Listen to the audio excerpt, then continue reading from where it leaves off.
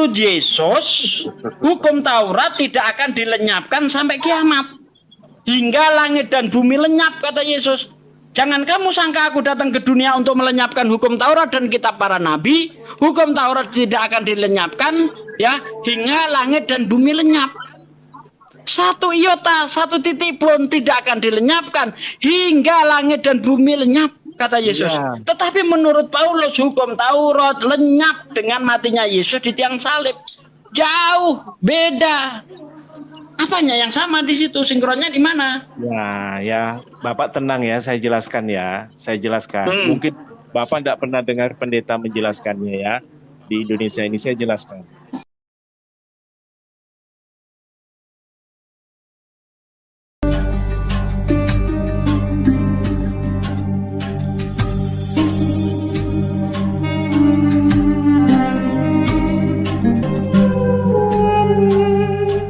Yesus, itu tadi menurut Anda, bukan menurut Yesus.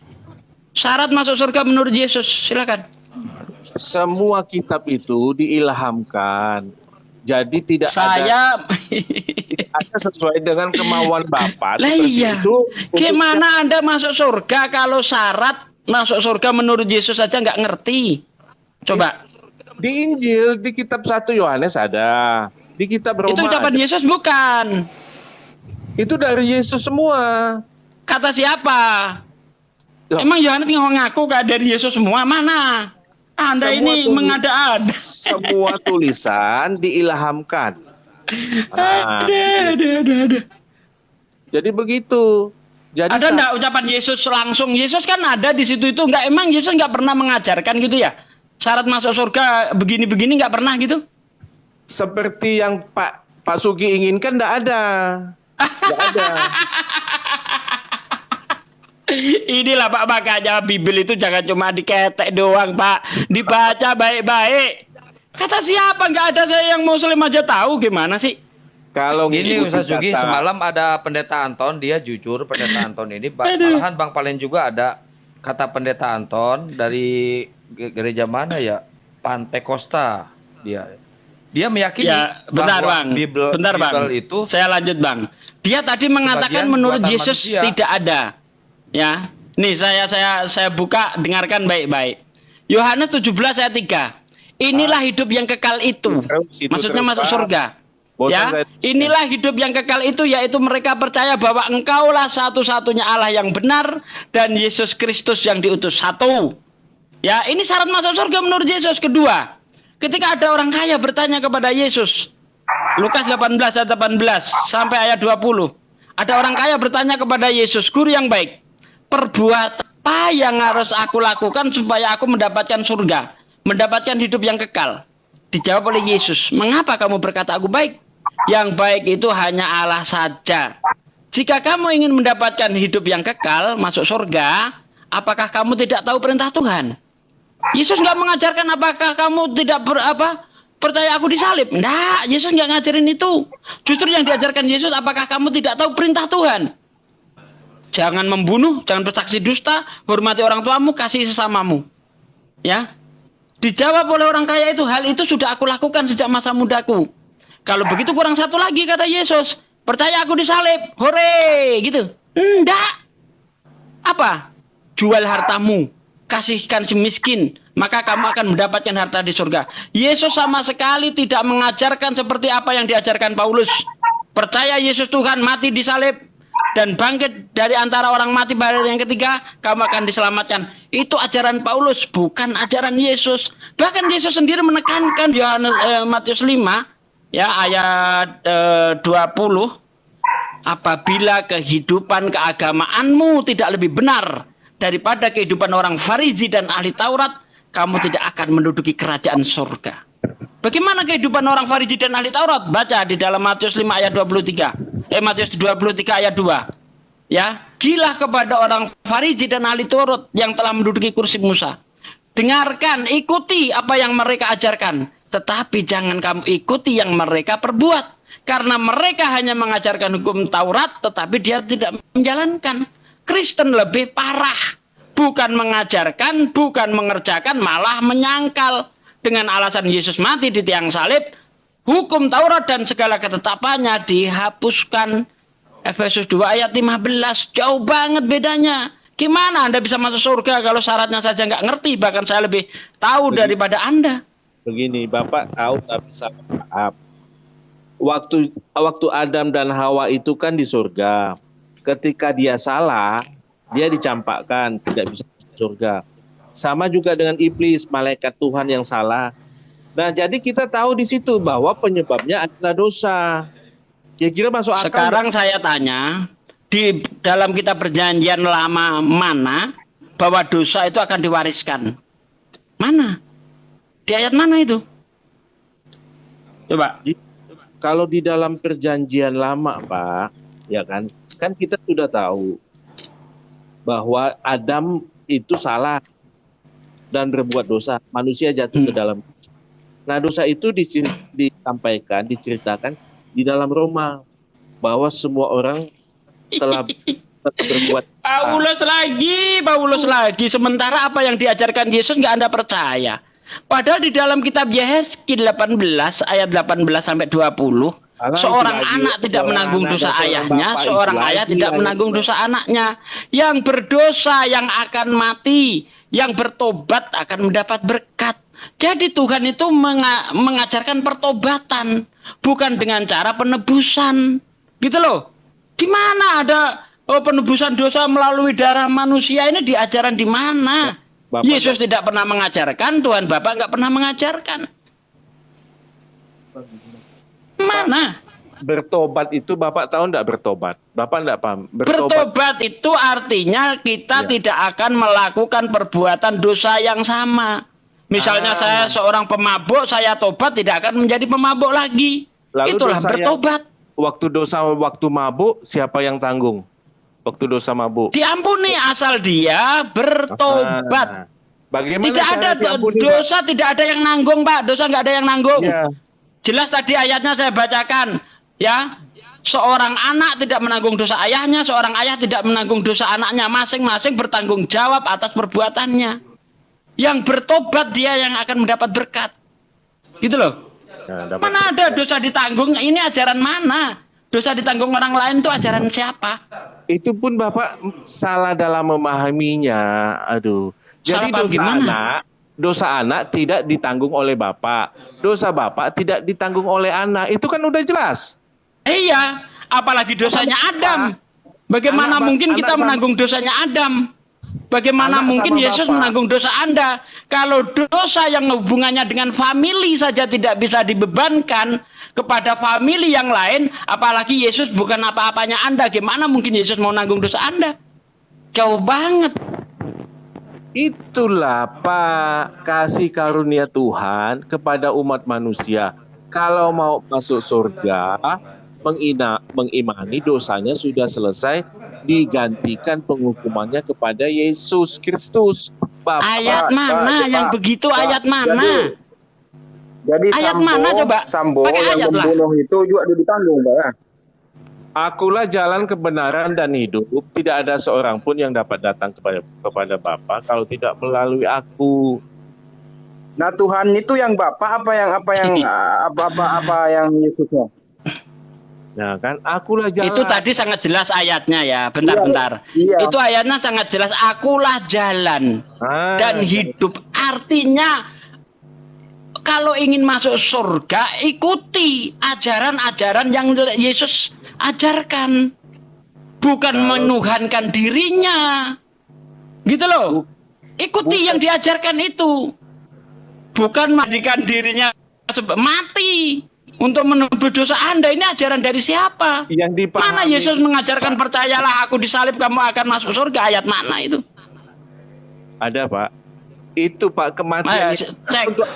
Saya tanya. Silakan. Mana ayatnya Yesus mengajarkan bahwa dosa manusia itu diselesaikan di tiang salib oleh dirinya? Mana? Bapak lihat di Keluaran itu, ya, saya kasih tahu dulu ya. Sebelum Yesus Keluaran 29 ayat 14, dosa bisa diselesaikan dengan cara bakar tai sapi, Pak. Nah, minimal aja, Pak. Minimal boleh. Nah, daripada Bapak pakai apa, Cuk? Nah, ya itu. Iya. Tai sapi dibakar untuk menghapus dosa. Yesus disalib untuk menghapus dosa. Anda menyampaikan Yesus dengan tai sapi kalau begitu. Minimal Pak, itu ada dosa bisa diselesaikan. Itu konsep Pak. Itu memang konsepnya begitu. Itu Pak. Menggal. Minimal Gini loh. dosa Bapak dihapuskan. Kalau Bapak percaya itu. Masalahnya kan Bapak tidak percaya. Bapak ikuti kata itu, tapi Bapak tidak percaya. Itu salahnya. Begitu. Jadi, Penghapusan dosa itu dilakukan karena kita taat terhadap perintah Tuhan. lah, Ketika Tuhan menyuruh kita membakar tai sapi dan kita taat, itulah dosa dihapuskan. Seperti di Islam contoh, ketika kita membuang duri di jalan, itu bisa menghapus dosa. Gitu loh. Karena ada perintah untuk seperti itu. membuang apa? Di Islam seperti itu sama. Ketika Tuhan menyuruh Anda bakar tai sapi dan Anda taat, Anda diampuni dosanya. Jadi, apa maksudnya? Intinya, taat terhadap perintah Tuhan itu yang menyebabkan Anda diampuni. Iya, Makanya disuruh tobat, kembali taat. minimal kalau Bapak minta ampun, Bapak bakar tai sapi. Betul enggak? Harus ikuti juga itu. Betul kan? Sama di Islam itu, ya kalau dosa kita ingin diampuni oleh Tuhan, berbuatlah baik. Enggak. Gitu loh. Loh, enggak lagi man. Ayat tadi Bapak udah bilang yang di Keluaran 20 itu membakar tai sapi, ya kan? Oke. Sekarang gini, Bapak ikuti. kalau bakar tai sapi saja sudah bisa menyelesaikan permasalahan dosa, Ya. untuk apa lagi Tuhan harus mati? Saya ibaratkan begini deh. Kalau dengan tanda tangan saja saya sudah bisa mendapatkan uang miliaran, untuk apa saya jadi kuli bangunan? Ya, itu kan pembanding Pak di dunia ini. Lah iyalah, kita kan harus pakai logika kita gitu loh. Kalau Tuhan dengan cara yang sangat mudah dan mudah dilakukan, bakar tai sapi dosamu dihapus. Nah, masuk akal enggak? Ngapain dia harus mati, harus datang ke dunia mati, ya kan, ditelanjangi? Untuk apa harus seperti itu? Logikanya di mana? Lah itulah kasih karunia yang Tuhan berikan. Astagfirullahaladzim. Jadi umat perjanjian lama kalau mau dosanya diampuni menyembelih hewan korban, Pak. Begitu. Itu simbolnya Yesus yang mati di kayu salib. Layaknya Nah, Makan hewan sama Pak, Tuhannya di sendiri gitu. perjanjian lama, ketika orang dosanya ingin diampuni, dia harus berkorban. ya, Dengan apa yang dia miliki. sembelih hewan. Ini kalau orang Kristen enggak. Dia berkorban, orang lain yang dijadikan korban. Dia tidak melakukan apa-apa. Gimana? Kalau di perjanjian lama mantap. Dia berdosa, dia bertanggung jawab dengan cara mengorbankan apa yang dia miliki, entah kambing, entah domba, entah sapi. Ya. Nah ini Kristen, dia yang berbuat salah, orang lain yang dijadikan tumbal. Itulah Gitu loh, namanya. beda jauh. Itulah namanya. Lanjut yang lainnya, monggo. Biar saya nggak mendominasi. Itulah namanya kasih karunia Tuhan kepada umat manusia supaya umat manusia itu banyak diselamatkan. Kehendak Tuhan itu semua manusia diselamatkan, Pak. Nah, cuman karena tidak percaya, maka banyak yang binasa. Keselamatan masuk surga itu tidak perlu melakukan sesuatu, Pak. Iman. Karena kasih Pak, kamu kalau memang Tuhan itu menghendaki semua manusia itu diselamatkan, ya, nggak perlu juga dia harus mati ditelanjangi. Surga itu milik dia. Kalau dia mau, siapa yang mau protes? Makanya Anda lihat di dalam 2 6 ayat 21, kalau kamu berdoa, Tuhan itu langsung mengampuni dari atas, dari singgasananya. Karena sangat jelas di ayat 18, Tuhan tidak mungkin datang ke dunia. Bahkan langit yang mengatasi segala langit pun tidak sanggup menampungnya. Tuh baca tuh. Coba 2 Tawarikh 6 ayat 18 sampai ayat 21. Benarkah Tuhan akan bersama kita di bumi? Ya, akan tinggal bersama kita. Bahkan langit yang mengatasi segala langit pun tidak sanggup untuk menampungnya. Apalagi rumah yang kau diami ini. Di ayat 21, jika bangsa Israel itu berdoa, maka Tuhan akan mengampuni dari singgasana. Nggak ada konsep penebusan dosa itu. Nggak ada diajarkan. Ya, nggak ada diajarkan konsep penebusan dosa dengan Yesus mati di tiang salib. Itu ajaran dari mana itu? Pak Yakin. Oke, di sini mendekati apa? Saya silent dulu, silakan yang lainnya. Pak Yakin. Mana siapa Sama lagi? di sini juga mau maghrib. Ya, Pak, silakan. jadi menurut kepercayaan Bapak itu Tuhannya Bapak mati di salib itu untuk menebus dosa, Pak ya? Iya, betul, betul. Amin, puji Tuhan. Itu ditebus ke siapa, Pak? Ke semua umat manusia, intinya tuh percaya bahwa Bapak dosa Bapak. Iya. Maksud saya itu ditebus ke siapa gitu loh, dosanya dia itu. Hah? Apa pengorbanan dia itu katanya kan dia untuk menebus dosa. Itu dosa Iya. ditebus ke siapa? Ya, yang berdosa lah Pak. Siapa yang punya dosa? Jadi dosa itu ditebus ke yang berdosa lagi.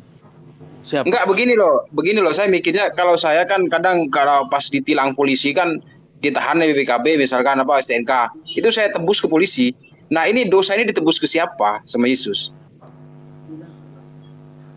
Dia kan dihukum sampai mati. Itulah yang menyebabkan dosa itu selesai. Penghukuman Pak. Enggak, saya tanya penebusannya, bukan hukumannya itu. Ya, maksudnya ditebusnya ke siapa gitu, pihak keduanya gitu loh, Pak. Ya, untuk kepada kepada sang pencipta lah, sang maha adil. Enggak begini, Pak. Saya kan tadi cerita, saya itu pernah kena tilang sama polisi, itu STNK ditangkap. Nah, saya tebuslah ke polisi itu. Nah, ini maksudnya ditebus ke siapa gitu loh dosa itu, gitu loh, Pak. Saya tanyakan. Oh, konsekuensi dosa. Itulah konsekuensi dosa tuh, Pak. Contoh tadi itu Bapak SNK-nya ditahan, Bapak salah apa? Nah, Iya. Bapak harus ditilang. Bapak tidak bisa minta maaf, Hmm. atau berbuat baik sama polisi, tidak bisa. Enggak, karena memang hukumnya harus begitu. Enggak nyambung, enggak nyambung. Itu ketetapan Allah, Pak, Pak. Pak, kan gini kan, ada yang menebus, ada yang menerima tebusan. Yang menerima tebusan ini siapa? Yang menerima tebusan yang merasa punya dosa, Pak. Kita manusia ini. Gimana dia? Astagfirullah. Dosa Bapak sudah. Maghrib dulu, Mas Yakin. Apa namanya? Mohon maaf kalau ada kata-kata yang nggak baik ya. Itu murni kesalahan saya, bukan saya. Saya mohon Saya maaf dari kalau ada tadi udah Tuhan yakin. menebus dosa manusia. Iya, betul. Nebusnya ini ke siapa? Saya dari tadi udah yakin pasti Parmalin. Udah yakin saya. Coba deh. Tuhan kan menginginkan apa penebusan dosa manusia gitu kan, dia rela turun ke dunia mati di tiang salib untuk menebus. Nah ini nebus dosanya ini ke siapa ini? Dosa itu kan maksudnya dosa itu bisa dihapuskan. Kalau tebus, bahasa ditebus bisa juga. Artinya ketika kita berdosa bahwa Yesus dihukumkan, dosa selesai, penghukuman sebab Aduh. maut. Kata ditebus itu berarti ada yang menebus, ada yang menerima tebusan. Yang menerima tebusannya dari Tuhan ini siapa? Yang menebus itu Tuhan Yesus, yang menerima tebusan itu manusia yang berdosa, Bapak, saya. Ngapain? Manusia yang berdosa ini yang punya utang. Iya. Gitu loh. Yang punya utang lah, kok dia yang menerima lagi, gimana sih ini orang? Iya. Kan utang itu kan dosa. Gini Pak Yakin, maksudnya gini. Manusia yang Enggak menebus, manusia juga yang menerima tebusan. Gini loh. Yang ngasih. Kan gini nih, ini saya ibaratkan begini. Gini loh. Saya itu punya utang, ya kan? Kemudian Pak dosen ini yang membayarkan utang saya. Nah, Pak dosen ini membayar utangnya ke siapa? Tuhan mengendaki membayar dosa saya, hutang dosa saya. Tuhan bayarnya ke siapa? Itu kan Bapak menganalogikan dengan utang piutang. Beda. Ini dosa, Pak, dosa. Coba Bapak menganalogi dengan dosa. Dosa itu kan abstrak, tidak nampak. Jadi dosa itu dihukumkan untuk menyelesaikan dosa, bukan masalah utang piutang. Menganalogikannya jadi kacau. Dosa, Pak. Kan kita sudah tahu nih, Bapak punya dosa. Bagaimana dosa Bapak itu bisa diselesaikan, bisa diampuni? Nah, kami percaya bahwa dosa itu dihukumkan, sebab upah dosa ialah maut. Maut itu penghukuman. Nah, saya yang mestinya dihukum, tetapi Yesuslah yang dihukumkan, sehingga saya tidak dihukum. Demikianlah di dalam Kristus tidak ada lagi penghukuman. Makanya saya yakin pasti masuk surga. Saya tidak dihukum lagi. Dosa itu lupa, dosa sudah diselesaikan oleh Tuhan Yesus. Dia menggantikan posisi saya dihukum, saya tidak dihukum. Analoginya kacau, analoginya gabrol. Gabrol. Iya, kacau. Analoginya Padahal gabrol. katanya di dalam ajaran Kristen manusia itu punya utang dosa. Nah, supaya dia tidak disiksa, itu harus terbayar itu. Utang dosanya itu harus terbayar. Makanya, ya kan, kita mempertanyakan itu bayarnya ke siapa? Gitu loh. Gini dulu. Ini begitu dikejar bulat dia. Dulu. Gabrol, ini gabrol, analoginya gabrol. Kebanyakan makan roti Paulus ini. Dosa itu dibayar dengan penghukuman, Pak. Konsekuensi dosa. Kok dosa dibayar penghukuman? Gini analoginya gini. Bukan Pak Yakin analogi punya, Bapak yang dengerin salah. dulu. Enggak, dengerin dulu Pak Yakin. Pak Yakin punya dosa. Ya. Dosa Pak Yakin minta ampun ke siapa? Ke Tuhan. Untuk siapa? Untuk saya lah. Berarti yang mengampuni siapa yang mengampuni? Nah, konsepnya dosa itu supaya Nah, muter lagi. Bukan. Yang mengampuni Tidak dosa ada itu pengampunan. siapa? Tidak ada pengampunan tanpa penumpang. Loh. Yang mengampuni dosa siapa? Yang mengampuni dosa ya Tuhan. Tuhan itu tugasnya mengampuni dosa. Yang menebus Ya. dosa itu kita, bukan Tuhan.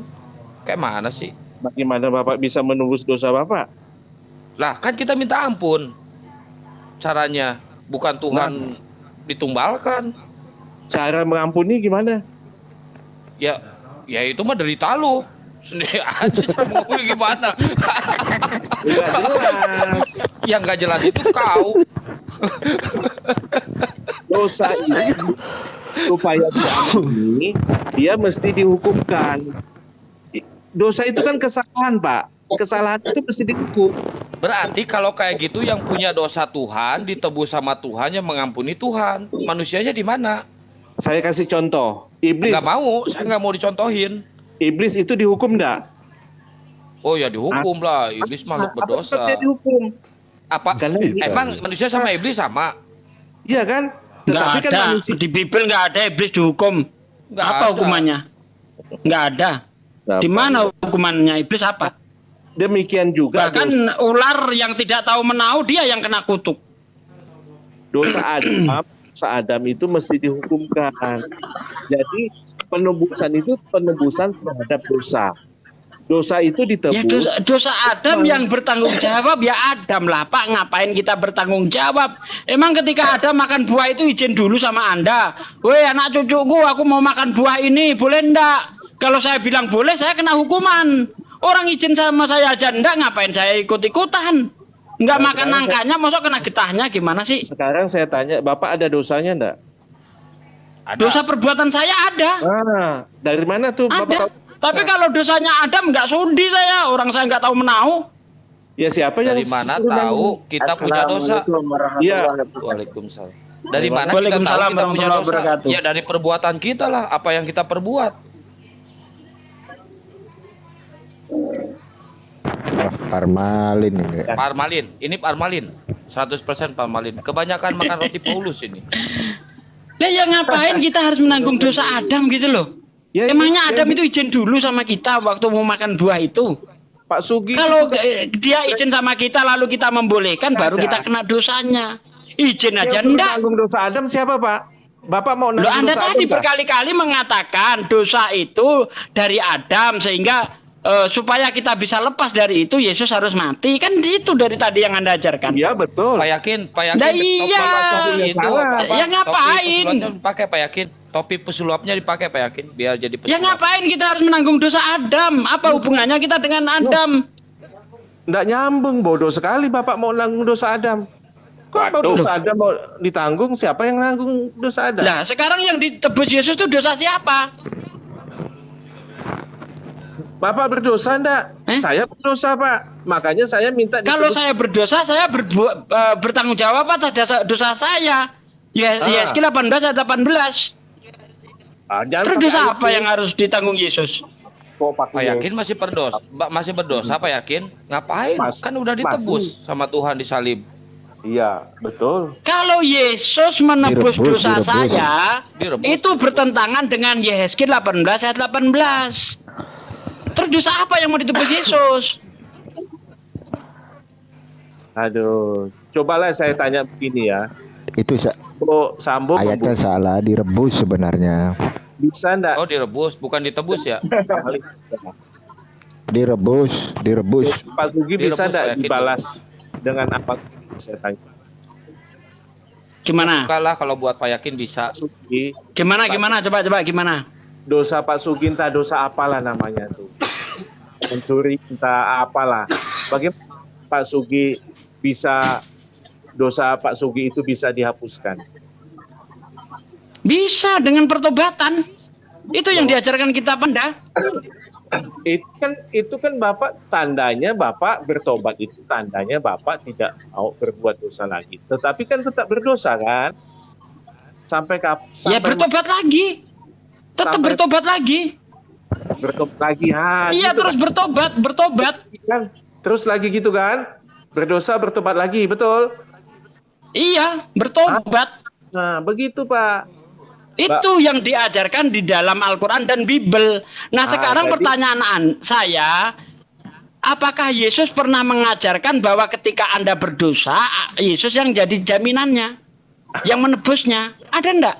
Konsep dosa di dalam kami itu tadi kan sudah saya katakan. Enggak, saya tanya, ya ajaran Yesus. Mana ajaran Yesus yang mengatakan ketika Anda berdosa, Yesus yang menanggung?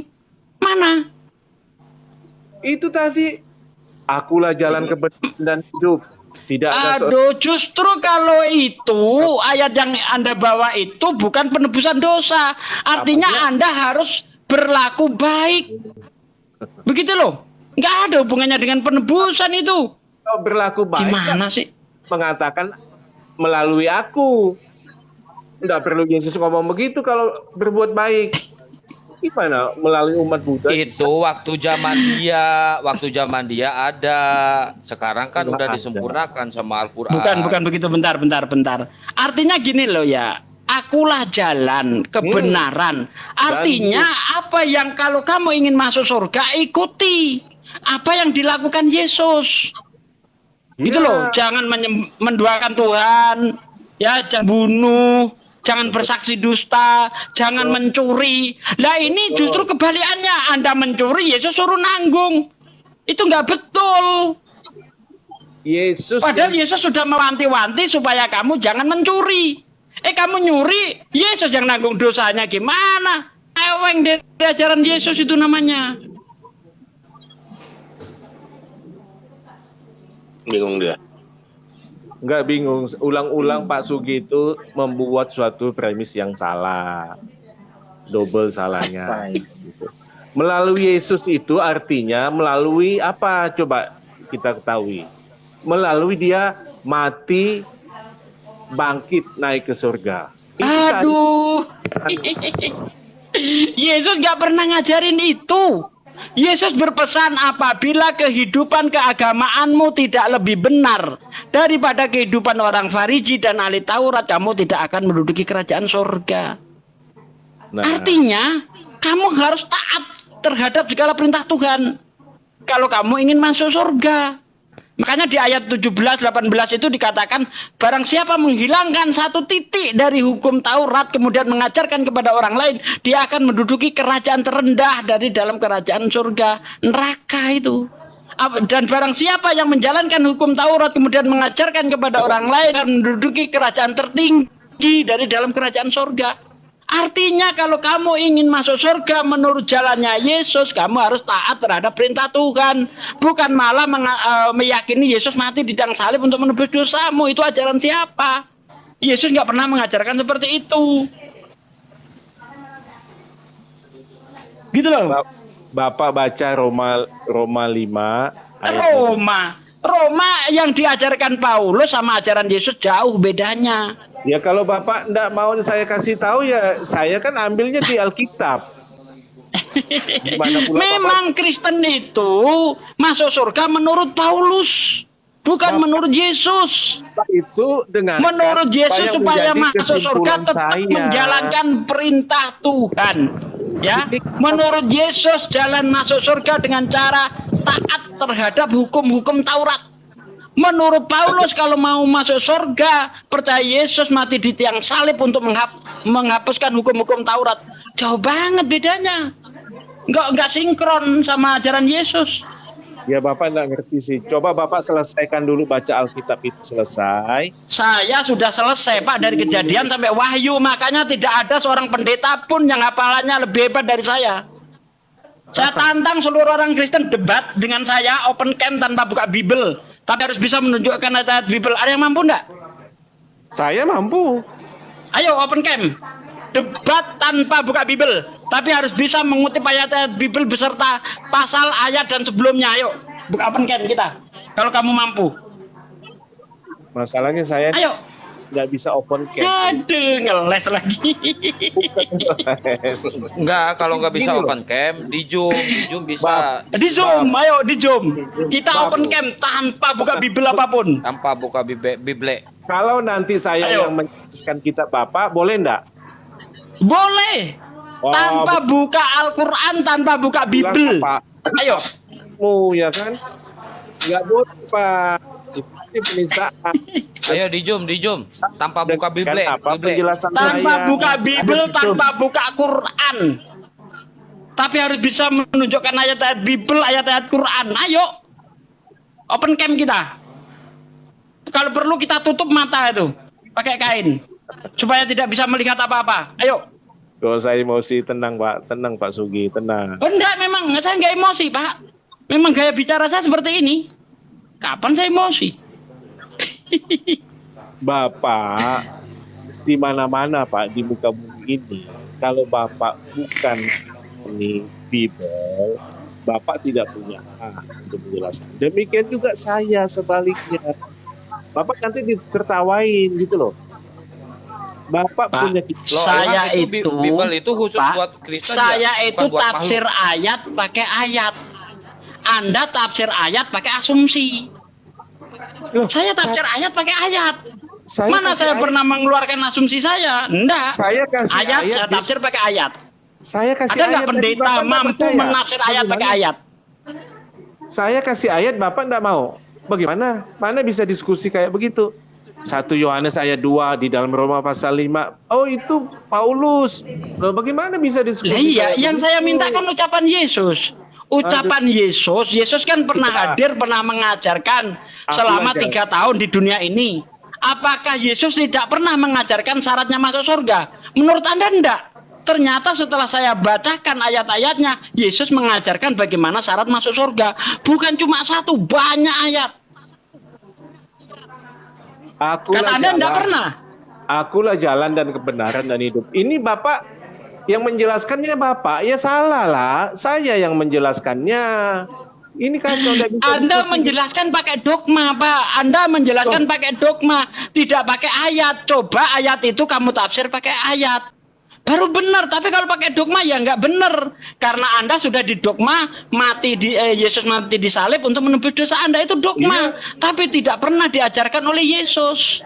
Mana Yesus pernah mengajarkan seperti itu? Tadi dibilang akulah jalan dan kebenaran dan hidup, tidak ada seorang pun yang dapat datang kepada Bapa kalau tidak melalui aku. Parah loh. Bapak Lah kok melihat kamu sangkutkan ke penyalipan ini, larinya kemana? Kamu baca dari ayat 1 saja sudah jelas. Percayalah kepada Allah, jangan gelisah hatimu. Percayalah kepada Allah, percayalah kepadaku. Ayat 1 sudah menjelaskan. Artinya kalau kamu percaya Yesus sebagai utusan dan hanya ada satu Tuhan, kamu akan masuk surga, kamu nggak akan gelisah. Mana ayatnya? Yohanes 17 ayat 3. Coba kamu tafsir ayat pakai ayat seperti saya, bisa enggak? Bapak Jangan gelisah melihat- hatimu, akulah jalan kebenaran dan hidup.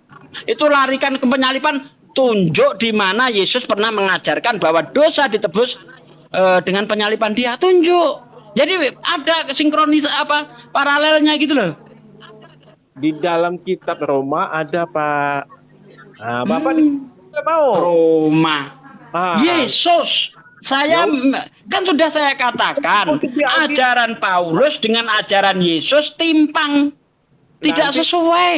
Bapak kutip di Al-Quran. Oh, di hadis. Enggak boleh kayak gitu. Saya silakan. Silahkan Anda kutip pernyataan Paulus, yang penting tidak bertentangan dengan ajaran Yesus. Begitu kita mengutip hadis, itu tidak boleh bertentangan dengan Quran. Nah, Yesus mengajarkan apa? Paulus mengajarkan apa? Ini yang kita tolak. Kecuali kalau itu sinkron dengan ajaran Yesus, terima. Timpang kok, apanya yang mau diterima? Tidak ada pertentangan antara Paulus, tulisan-tulisan Paulus, maupun dengan tulisan-tulisan rasul yang lain, maupun Oke, saya tunjukkan. Menurut Anda tidak ada pertentangan dengan ajaran Yesus dan Paulus. Ya. Menurut Yesus, Satu hukum ayat- Taurat tidak akan dilenyapkan hingga langit dan bumi lenyap. Menurut Paulus, hukum Taurat dilenyapkan dengan segala ketetapannya dengan matinya Yesus di tiang salib. Bertentangan enggak? Enggak bertentangan. Apa yang bertentangan? Loh, Bapak salah menurut Yesus, hukum Taurat tidak akan dilenyapkan sampai kiamat. Hingga langit dan bumi lenyap, kata Yesus. Jangan kamu sangka aku datang ke dunia untuk melenyapkan hukum Taurat dan kitab para nabi. Hukum Taurat tidak akan dilenyapkan ya hingga langit dan bumi lenyap. Satu iota, satu titik pun tidak akan dilenyapkan hingga langit dan bumi lenyap, kata Yesus. Ya. Tetapi menurut Paulus, hukum Taurat lenyap dengan matinya Yesus di tiang salib. Jauh beda. Apanya yang sama di situ? Sinkronnya di mana? Ya, Bapak tenang ya, saya jelaskan ya. Saya jelaskan. Mungkin Bapak tidak pernah dengar pendeta menjelaskannya ya. Di Indonesia ini saya jelaskan. Hilang suaranya.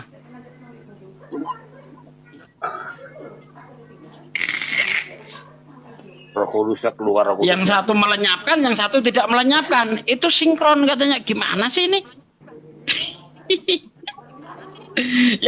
yang satu misalnya ada dua perintah nih. Hapus itu, yang satu jangan dihapus. Kok sama? Yang satu mengajarkan pertaubatan, yang satu mengajarkan penebusan. Nah, ini. Nggak sinkronnya di mana gitu loh. Contoh gini, saya ngomong sama Bang Erwin, hapus tulisan itu Bang Erwin. Kata Bang Valen, jangan hapus. Tulisan itu tidak akan bisa dihapus. Kata saya, hapus itu Bang Erwin. Saya dan Bang Valen sinkron gitu. Sinkronnya di mana? Kalau punya tangan sudah berantem, Pak Ustadz. Begini Pak. Gini saya jelaskan ya. Saya menjelaskan ya. Bapak pahami dulu ya. Jangan langsung Bapak bantah gitu. Jadi Oke, silakan. Jelaskan saya. Bapak lihat nggak aturan hukum Taurat di dalam perjanjian lama? Ya, Kita perjanjian lama. Dihapus nggak? ya. Tanya. Dihapus nggak? Enggak. Ya kan enggak kan? Tetapi yang Bahkan di dihapus dalam Yeremia 31 ayat 31 Tuhan akan mengadakan perjanjian baru, yaitu akan memasukkan hukum Taurat ke dalam hati bangsa Israel.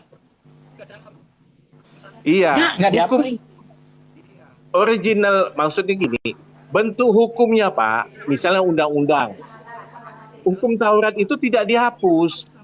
Tetapi dengan matinya Yesus, segala ketentuan aturan di dalam hukum Taurat itu tidak dijalankan lagi karena Yesus yang menggenapi hukum Taurat itu. Hukum itu sendiri di dalam perjanjian lama tidak dihapus. Mengerti Pak? Hukum itu tidak dihapus. Hukum itu gunanya nanti ketika umat perjanjian lama dinilai dengan hukum Taurat. itu tetap berlaku di sana. Tetapi setelah Yesus datang, ketentuan dan ketetapannya, misalnya sembeli-sembeli domba, datang ke bait Allah, itu sudah dihapus, tidak lagi. Itu menurut siapa? Loh, menurut siapa pakai? Itu Paulus sudah ngomong tadi itu. Nah, kan Paulus. Padahal menurut Yesus, hukum Taurat dan kitab para nabi Tadi kan Bapak udah tidak bacakan, dihilangkan Paulus satu mengatakan. titik pun, Pak. Iya. Ya, menurut Yesus, satu titik pun tidak akan dilenyapkan itu semua. Makanya, kalau Anda lihat di dalam Matius 23 ayat 2 dan seterusnya, ya, jangan ikuti orang-orang Farisi dan ahli Taurat, ya, tetapi ikuti yang mereka katakan, yang mereka ajarkan. Tetapi jangan ikuti yang mereka lakukan, karena mereka hanya mengajarkan tetapi tidak menjalankan. Coba, ini kok malah Anda mengatakan hukum itu tetap ada tapi tidak perlu dijalankan. Ini aturan dari mana? Kok bertentangan dengan apa yang dikatakan Yesus? Ya, berarti Anda seperti orang Farisi. Hukumnya tetap ada, tetapi ketentuannya tidak perlu dijalankan. Inilah perbuatan orang Farisi dan ahli Taurat. Padahal menurut Yesus, jalankan. Hukum-hukum itu jalankan. Gitu loh. Hukum Taurat kalau diikuti salah satunya adalah ambil hewan disembelih, dikorbankan. Kan kami tidak lakukan lagi, Pak. Datang ke bait Allah. Bait Allah kan sudah dihancurkan. Ketentuan-ketentuan di dalam hukum Taurat itu dengan datangnya Yesus tidak diberlakukan lagi. Karena Yesus itulah anak domba Allah, domba yang disembelih-sembelih. Seluruh hukum Taurat dan kitab para nabi tercantum dalam hukum kasih.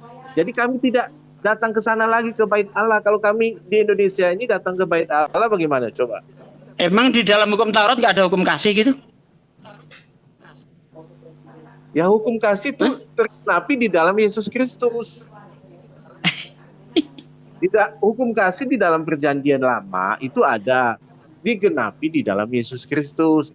Jangan membunuh katanya kan. Nah, membenci, Yesus bilang, bukan hanya membunuh, membenci tidak boleh. Gitu, Pak. Mencuri, nah mengambil sebagian pun tidak boleh. Mengingini juga sudah tidak boleh. Jadi lebih sempurna lagi. Maksudnya seiota pun hukum Taurat yang ada di dalam perjanjian lama tidak boleh dihapuskan, tetapi ketentuan-ketentuan setelah Yesus datang, ketentuan-ketentuannya tidak diberlakukan lagi. Datang ke bait Allah, ambil hewan domba, sembeli-sembeli, tidak ada lagi.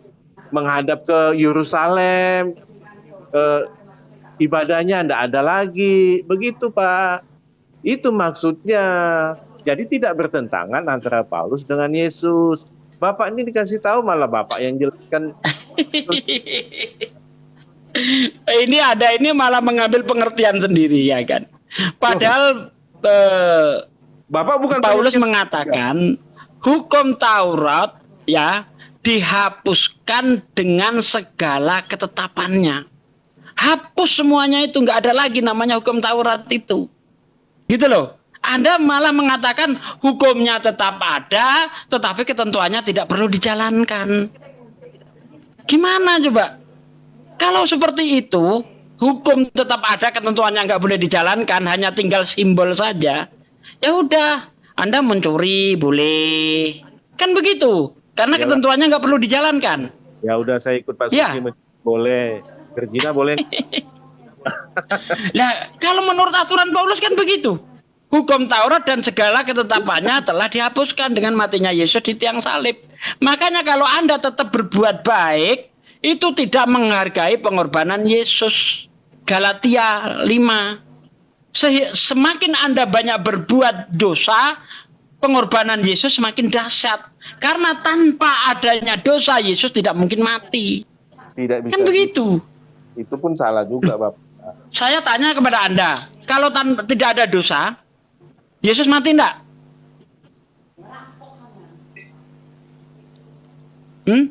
Kalau tidak ada dosa, Yesus mati enggak? Tidak perlu, Pak. Nah iya itu. Nggak perlu. Kalau nggak ada dosa, Yesus nggak perlu mati. Supaya Yesus itu kematiannya itu bermanfaat, maka harus banyak dosa. Enggak gitu juga. Loh, kan nggak gitu pula. Cukup satu dosa. Oke, yang ya lainnya. mati. Ya, saya mau maghrib dulu, mendekati maghrib sini, silakan yang lain.